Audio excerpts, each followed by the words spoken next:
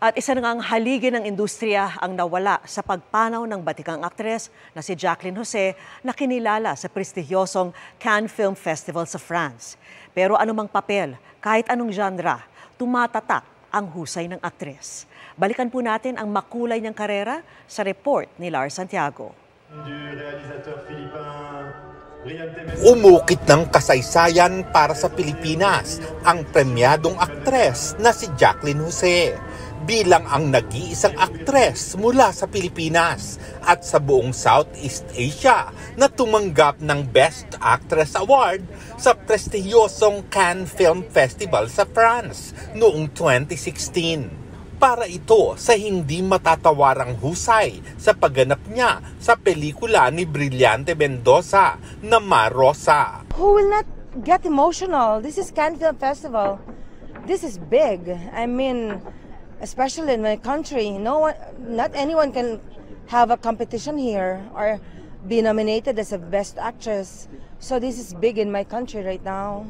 Ang pagkilalang yan, isa lang sa mahabang listahan ng mga parangal na iginawad sa binansagang Queen of Underacting ng Pilipinas.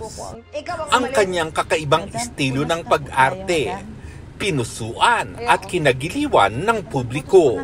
Sa TV man o sa pelikula, ipinakita ni Jacqueline ang pagmamahal niya sa sining at sa kanyang propesyon. Naging isang ina, asawa, bida. Ang sabi mo walang iwanan.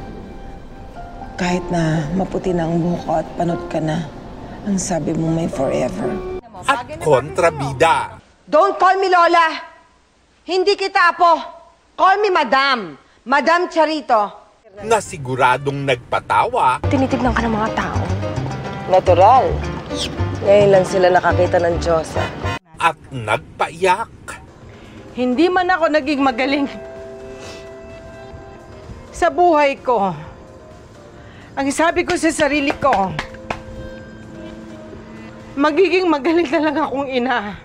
Natyak na kinainisan. Mukhang kakailanganin mo ng energy drink dahil hindi mo kakayanin ang mga susunod na eksena na makikita mo.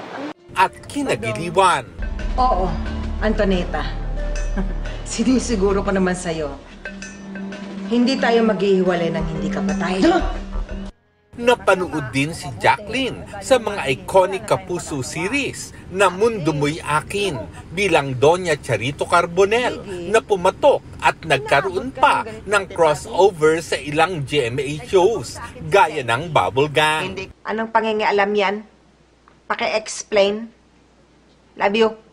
Ganun din sa seryeng The Originals, Bolera.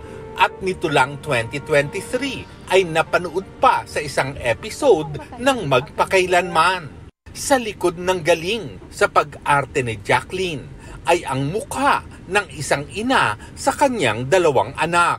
I love them so much. They're my life. So just be there for them anytime. Sa kanyang pagpanaw, isang haligi ng industriya ang nawala. Pero ang kanyang mga karakter, tiyak na mananatiling buhay sa alaala ng bawat isa. Sinabi ko sa sarili ko, isasayaw ko na lang ang pamilya ko. Tapos isasabi ko sila sa tugtog ng sayaw ko. Para sa GMA Integrated News, Lars Santiago, nakatutok 24 oras.